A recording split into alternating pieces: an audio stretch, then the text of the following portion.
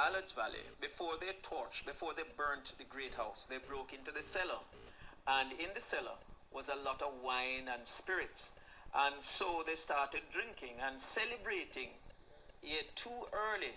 And it was whilst they were there that the treaty which had been signed with the Maroons in 1739, which was about 21 years earlier, indicating, and the treaty said that the Maroons had an obligation to capture any runaway. And so Tacky was called a runaway, having left the plantation along with the hundreds of other persons. So the Maroons were called out to satisfy their part of the treaty. And so it was that the Maroons and the militia were in and engaged Tacky's bands in the woods at Ballard's Valley. And they won that first skirmish. They did. They won that first skirmish. But as I indicated, the bullets were not going through because they were not properly formed and they were going awry. And so the second skirmish was not as successful as the first one. There was in fact a slave known as Yankee who went through St. Mary, went from St. Mary through St. Catherine into Spanish, through Troja into Spanish Town to warn the governor. And that was why there was an early awareness of the revolution, because the whole thing was intended to be so secretive that no word would have reached into Spanish Town until they had captured almost the entire St. Mary and adjoining St. George's and so on. So Yankee went off and warned the persons that Tacky had revolted. Yes, it is true that there are persons who are going to feel an obligation, or if it's not an obligation, they are going to feel some form of hatred or opposition to the revolution. They do not feel that it is in their interest, or maybe because of fear or misunderstanding of what the revolution is all about. Some persons are comfortable with their status and do not like the apple cart to be upset, so to speak, and we're going to feel some form of hatred or opposition to the revolution. They do not feel that it is in their interest, or maybe because of fear or misunderstanding of what the revolution is all about. Some Tacky had revolted. Yes, it is true that there are persons who are going to feel an obligation, or if it's not an obligation, they are going to feel some form of hatred or opposition to the revolution. They do not feel that it is in their interest, or maybe because of fear or misunderstanding of what the revolution is all about. Some persons are comfortable with their status and do not like the apple cart to be upset, so to speak, and will do anything to prevent it, even when it is not in their favor so to do. Yes. Do not feel that it is in their interest, or maybe because of fear or misunderstanding of what the revolution is all about. Some persons are comfortable with their status and do not like the apple cart to be upset, so to speak, and will do anything to prevent it, even when it is not in their favor so to do. Yes. Well, Marcus, that's very, very interesting. Now, Marcus Garvey, and he came in much later. He was born toward the end of the 19th century, and Marcus came into this because he believed, just like Tacky did, that Africans and persons of African descent can successfully compete with any other ethnic or racial group on equal terms in the world. All they need are just the resources which are naturally theirs. So Garvey's cry was Africa for the Africans. Now Garvey came from adjoining St. Anne to the west of where we are in the world. All they need are just the resources which are naturally theirs. So Garvey's cry was Africa for the Africans. Now Garvey came from adjoining St. Anne to the west of where we are here. And he journeyed, as a matter of fact, for a time, Garvey lived here in Port Maria. Yes, for just a brief while. He was a printer. He had friends here, and he came and stayed here in Port Maria for a brief while before moving on to Kingston, where he settled down as a printer. And from there he left, of course, and went into the United States. But all of these persons were influenced by the effort that Tacky had made, because if in those very primitive, so to speak, conditions he had been able to organize rebellion for 19 months, then there is no question that with the better resources, more available resources, more aware people, and so on, that we would not necessarily by violence, but by diligent study and approach and by discipline, order a better system of life for the persons of African descent without, but by diligent study and approach and by discipline, order a better system of life for the persons of African descent without violently overthrowing or upsetting the persons of other ethnic or racial groupings. That is, was never Tacky's intention.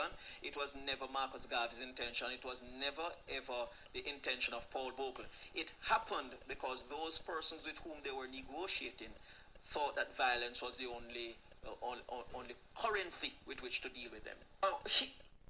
It happened because those persons with whom they were negotiating thought that violence was the only currency with which to deal with them. Here we have one of the several cannons that protected the Port Maria Harbour. Now, these cannons are not the originally founded ones. These were taken at a later date. The Fort Hallin was built during about 1756 and finally commissioned in 1759, the year before Tacky's rebellion. And some of the earlier cannons have been removed and are lying, falling off of their carriages and are lying below us at the edge of the cliff. This is one of the older cannons, I believe. These are some of the newer ones which came in as replacement because larger cannons were brought in as the fort was improved and the number of cannons increased over time. So these cannons are just about 200 years old. The older ones lying down there were brought in the 1750s, so that they would have been about 250 years old. But they have fallen off the promontory. They were near to the edge, and with rock slippage, they have fallen further down the ledge. The ones lying are the older ones. The ones on the gun carriages, no, those are the ones which came in later.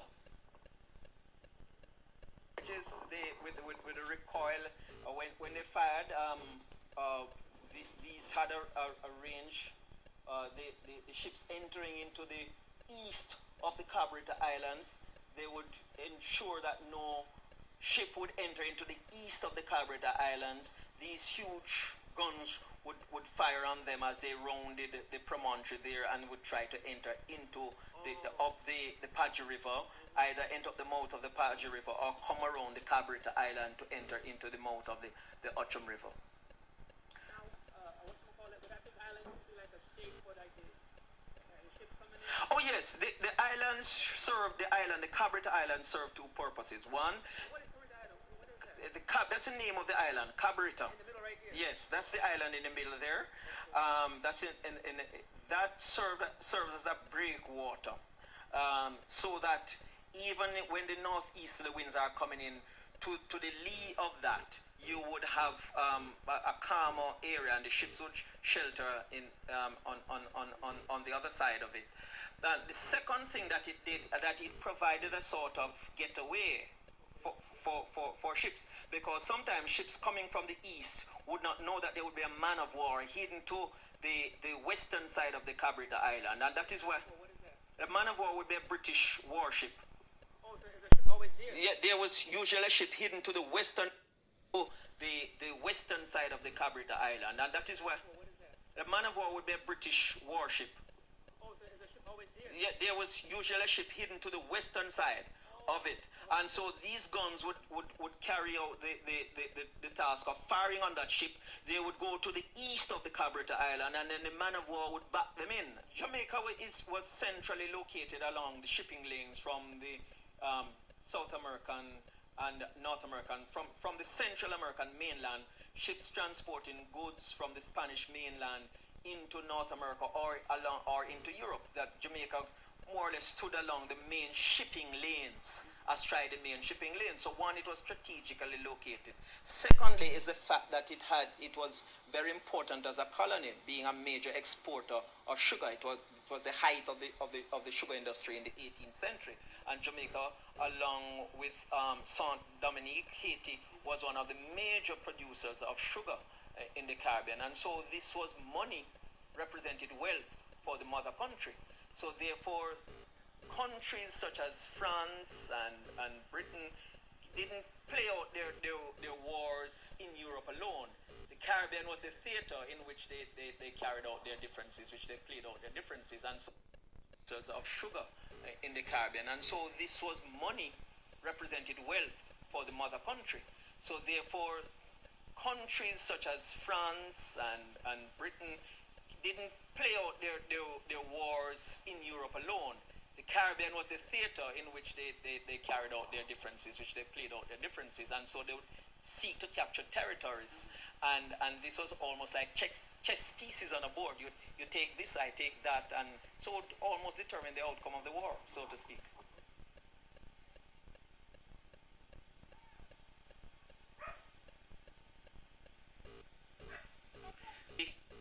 The powder room here, and it kept the shot and powder. Not so much the shot, I should say. This kept the powder, and the muskets were kept elsewhere. To my right is an area which was used as a galley. The galley is where food was prepared. But in here, this kept it was built, solidly built, so that in the event of any accidental ignition of, it's not going to blow up anything else. So it is built several feet thick. It's several feet thick. Several feet thick. And of course it would explode, but it would be more or less contained, and it is built inside in such a way to deflect the explosion inward, almost to create an implosion rather than an explosion. So that the thing would be collapsed, it would direct the force. It was properly contained, and it is built inside in such a way to deflect the explosion inward, almost to create an implosion rather than an explosion. So that the thing would be collapsed, it would direct the force. It was properly engineered to direct the force of the blast inwards onto itself. Here we have a better view from Fort Haldane, and the hill where we're looking across there, the higher promontory, the higher hill, is where there was the Frontier Great House. The slave quarters were a little lower down, and that is where Tacky left, but did not come directly across the harbor, because that would have been too obvious. They went eastwards as if they were going to go to their farms and to their bush, because each slave was given a little area that they could go and farm their provision ground. So they left as if they were all going to their provision ground to throw off anyone that would have happened to have seen a group of men going early in the morning. So they went east, forded the Padgy River, then came westwards along the beach, then forded the Outram River, came across, and then climbed the cliffs here at the eastern side of the Fort Haldane. Cabirita Island, and it provided protection for the British man of war, which was usually stationed to the western side of it, and totally invisible to anyone, any French ship rounding the point east of the Cabirita Island.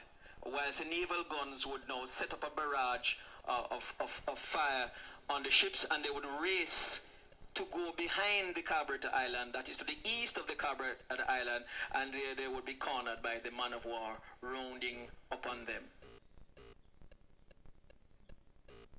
Church, in fact, was built just toward the end of and the abolition of slavery.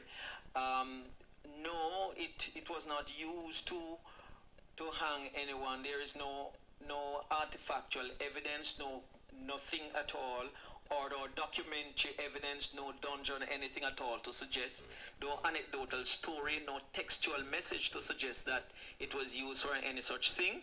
and there is hardly any likelihood of it having happened, as the church would not have been overtly used in such a way to to punish slaves. I heard that, yeah, they had dungeon in the bottom over there somewhere. The only thing about the church is that there are a few of the most senior, or I should, if I should use the word, members who are interred in the church. They're buried in the church itself, and some are buried on the outside of the church.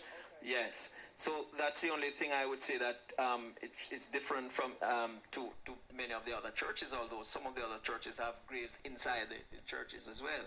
Fort Haldane was perfectly camouflaged so that the French ships coming in would not readily identify that this was a fort. It would look like any other normally wooded promontory on the Jamaican coast. And so they planted a number of trees, flowering trees. One tree that was planted from that time was this St. Vincent tree here. And this tree is over 200 years old. Many persons who are familiar with it know it as a quick stick, and that it is a very slow growing tree, and that it has been pruned over time, devastated by hurricanes, chopped down, but it continues nonetheless. So this tree is over 200 years old, and you can see anyone could take tree, and that it has been pruned over. Vincent tree here, and this tree is over 200 years old. Many persons who are familiar with it know it as a quick stick, and that it is a very slow growing tree, and that it has been pruned over time, devastated by hurricanes, chopped down, but it continues nonetheless. So this tree is old, and you see anyone could take a cut through it, could count the annual rings, but they would have to count it from the trunk there, because as you see, it has branched off into several branches, and would indicate that it is over 2 centuries old. An uprising among enslaved Akans in St. Mary Parish, Jamaica, against the British from 1760 to 1761. The Akim, Nzima, Fanti, and Ashanti also took part in the rebellion. Inspired by the First Maroon War led by Queen Nanny of the Maroons, the rebels wanted to take the whole island.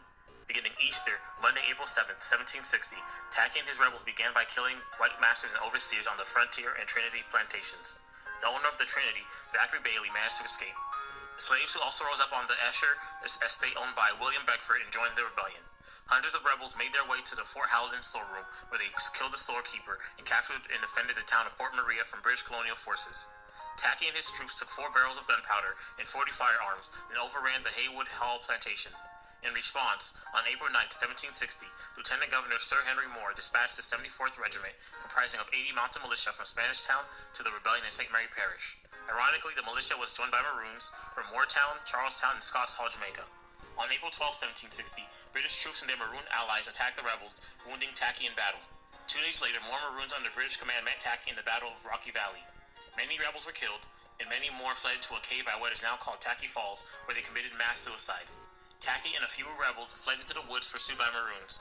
One British marksman, followed by his Maroon allies, shot and killed Tacky, then severed his head. His head was displayed on a pole in Spanish Town until a surviving rebel took it down and buried it. Many of the remaining surviving rebels were captured and executed. The last of Tacky's rebels kept fighting and were not fully suppressed until 1763, when they attacked plantations in Westmoreland and Hanover. The British boasted of killing more than 700 rebels. Director of the Bob Graham Center for Public Service, and it's my pleasure to welcome you to tonight's event. Tonight, I would like to thank our sponsors, the Dr. Patricia Hilliard Nunn Sankofa Initiative, the Samuel Proctor Oral History Program, the History Department, African American Studies Program, the Rothman Endowment and the Center for the Humanities in the Public Sphere, the Political Science Department, and of course, the Bob Graham Center for Public Service as well. We're excited to welcome this evening Dr. Vincent Brown for the second event in a series that had its origins in the work of a group of undergraduates who are exploring the relationship between the intersecting histories of slavery and the founding of the University of Florida. Before proceeding, I do want to note that Dr. Brown will speak for approximately 30 minutes or so, and then we will open the conversation for audience Q&A. You will submit your questions through the Q&A. Research, you talk about African American studies, right? Looking at phenomena from an African American perspective, this is what makes his research so excellent, right? That we get to see that African studies has always been transnational from day one. You know, that people of African descent have always made these connections across the diaspora, intellectually, culturally, and socially. So I think oftentimes we forget to give African studies that credit. When transnationalism became a big thing in traditional disciplines, African studies have been doing this since 1900, from the Pan-African conferences with W. Du Bois, Afro-Caribbeans, African scholars. This has always been a conversation about how people of African descent can organize to fight against colonialism, slavery, negritude, Harlem Renaissance. So it's an ongoing, continuing conversation. It'll be great to listen to Dr. Brown's talk this evening. Professor of American History and Professor of African and African American Studies at Harvard University, and the co-founder of Timestamp Media. His research, writing, teaching, and other creative endeavors are focused on the political dimensions of cultural practice in the African diaspora, with a particular emphasis on the early modern Atlantic world. Professor Brown's first book, The Reaper's Garden, Death and Power in the World of Atlantic Slavery, was co-winner of the 2009 Merle Curti Award and received the 2009 James A. Rawley Prize and the 2008-2009 Louis Gottschalk Prize. His most recent book is Tacky's Revolt, the story of an Atlantic slave war, which was awarded 8 national prizes. And without further ado, Dr. Brown. Much, Professor Canton, for that very generous introduction, and also to Professor Jacobs for hosting. I want to thank also Marion Bernardson for helping to coordinate my visit, also Leah Honecker, Dorothy Zimmerman, and Ava Cavalcante for helping to organize our session today. I'm very grateful and honored to be here. And I want to thank all of you who joined me this evening to hear a little bit about Tacky's Revolt, the story of an Atlantic slave war. And I don't want anybody to get scared. This is not going to be critical race theory. But I am glad, just in case, that there's no extradition treaty between Florida and Massachusetts. So I am safe here where I am in Cambridge, and I can talk to you freely about the subject of slave revolt. So let's jump right in and leave ourselves plenty of time for questions at the end. I'm going to go ahead and share my screen here so that you can all see the slides that I've got for you.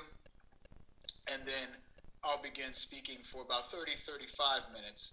And then I think we should have time for questions at the end. So, few people know that in 1776, Great Britain's most important American colony was on the verge of insurrection. Colonists perceived that the government in Britain was conspiring against the rights of imperial subjects. They feared a plot against the English liberties they had long enjoyed. At their dinner tables, they heatedly discussed the merits of open sedition. Those disaffected with imperial governance dwelled upon the topic of American rebellion. As these Jamaican colonists debated liberty, their slaves saw an opportunity. The island was at a critical juncture, with the British entry into yet another imperial war. Colonists traded exaggerated accounts of a French and Spanish military buildup in the Caribbean, and calculated that there were 30 slaves to every white person, ready to join the attempts of any enemy in a general massacre, they said. On July 3rd, 1776, a regiment of troops left Hanover Parish for the rendezvous at Port Royal, scheduled to depart the island for North America by the end of the month.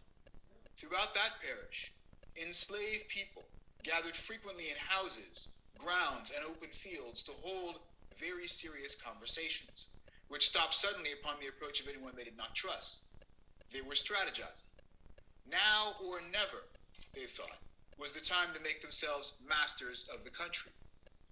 The moment seemed ripe for a successful uprising, but this American Revolution was not to be. As so often happened with slave rebellions, the plot was betrayed and the conspiracy unraveled. When the British in Jamaica considered the gravity of their predicament in 1776, rather than looking ahead to the loss of the 13 colonies on the North American continent, they looked to the past, back to the slave insurrection of 1760, which had been the most dangerous threat to the British Empire to date. They reflected on the differences between the unrest of 1760 and 1776, mostly in terms of the nature of warfare with their own slaves. In April 1760, an enslaved West African chief called Tacky staged a massive uprising against brutal conditions on the island of Jamaica then the most profitable of Great Britain's 26 American colonies. Over the next 18 months, as their numbers grew into the thousands, the rebels thwarted an initial crackdown, conducting a skillful guerrilla campaign against the might of the British Empire. Plantations were destroyed. Dozens of whites were killed. It was a war within a war. As Britain fought for imperial supremacy in Europe's first global conflict, the 7 Years' War, then raging across 5 continents, enslaved black people fought to throw off the violent yoke of colonial rule. Shaken by the scale of the revolts, Britain's colonial forces eventually responded with overwhelming force, killing and brutally executing at least 500 black men and women. Hundreds more people were transported from the island for life. But the brutal British response could not contain the revolt's consequences, which included an amplification of anti-black racism, the emergence of a movement to abolish the slave trade, and perhaps most surprisingly, a reorganization of the British Empire that provoked another rebellion on the North American continent. If you want to make a full-time income from home working part-time, you need to know this one concept because there is a new one that provoked another rebellion on the North American continent. 1776 customarily marks a moment in the origin of the United States of America, of course, when the Declaration of Independence announced the separation of the 13 colonies from Great Britain. When referring to the origins of a nation, though, the date obscures the broader context of the times. It deflects attention from the fact that Britain held 26 colonies in America, not just the 13 that broke away, and that by far the most profitable, militarily significant, and politically connected of them were in the Caribbean. This chart compares private wealth in various regions of Great Britain's empire in 1774. It divides the territories into England and Wales, British America as a whole, and then the 13 North American colonies that became the United States, those in the British Caribbean, and then it divides the 13 colonies into 3 regions: Southern, Mid-Atlantic, and New England. As you can see, colonists on the continent held nearly 70% of the wealth in British America, largely because the total population of property holders was much greater than in the Caribbean. But when you break North America down by region, you see that wealth increased as you move south. That is, according to the degree the colonial economy depended upon enslaved labor.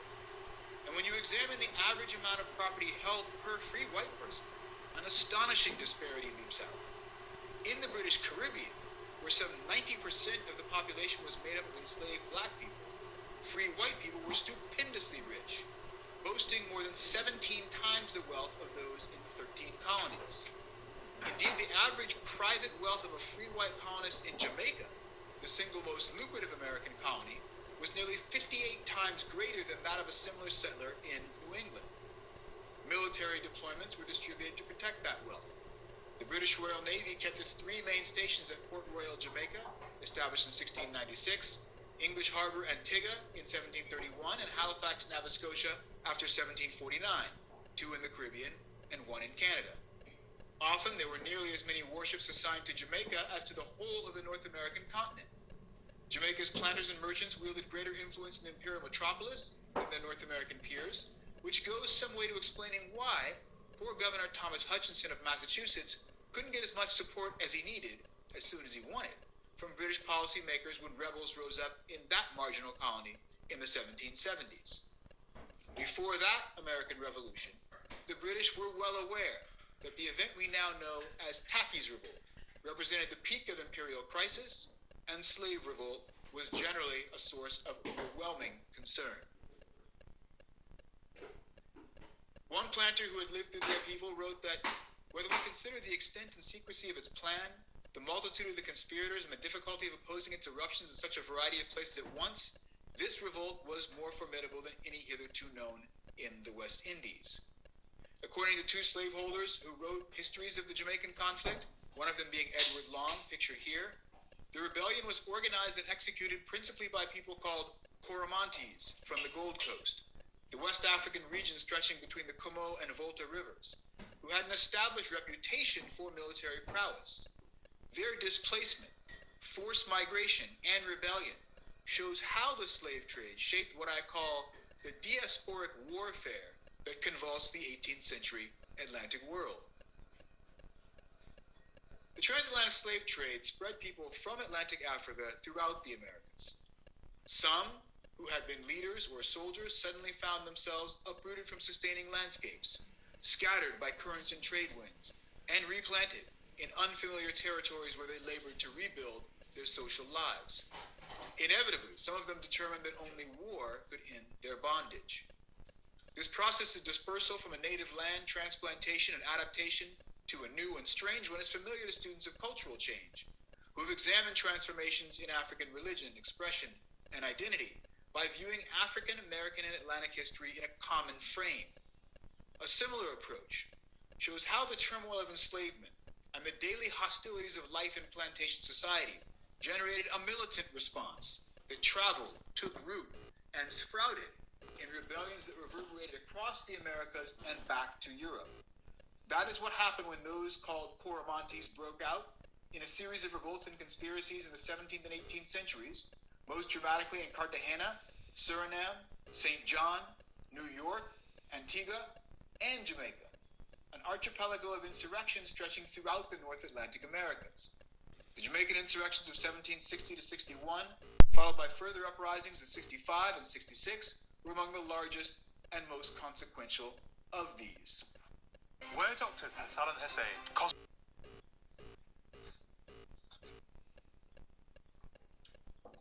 From what observers could glean of the aims and tactics of the rebels, it was clear that many had been soldiers in Africa.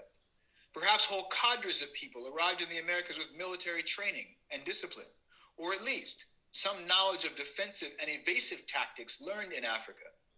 Indeed, as some scholars suggest, American slave revolts might be seen in key respects as extensions of African wars. Viewing slave revolt as a species of warfare is thus the first step to envisioning a map of Atlantic slavery that shows how political and military practices travel, take root, and grow in disparate environments. Even as the slave trade forced people to remake and renegotiate their affiliations, the massive dispersal of Africans across the Atlantic scattered the seeds of military conflict throughout the Americas. The story of the Kurumanti shows how African warfare was reconstituted, not as a direct continuation of previous struggles, but as an outgrowth of immigrant experiences. British slaveholders valued Kurumantis highly. Planters stereotyped them as best suited for agricultural labor, and they had reputations for military bearing and discipline. They were often employed in command and supervisory roles in plantation work gangs, and sometimes played subservient roles in the armed forces, including the Royal Navy. But the British also said that Kurumantis were particularly rebellious and prone to uprisings. They were dangerous people to keep in bondage, in part for the same reason slave traders found the Gold Coast to be an abundant source of potential workers. In the 17th and 18th centuries, the region witnessed the transformation of major empires, Denshira, Akwamu, Akim, and Ashanti, among dozens of smaller polities which vie with each other in the region.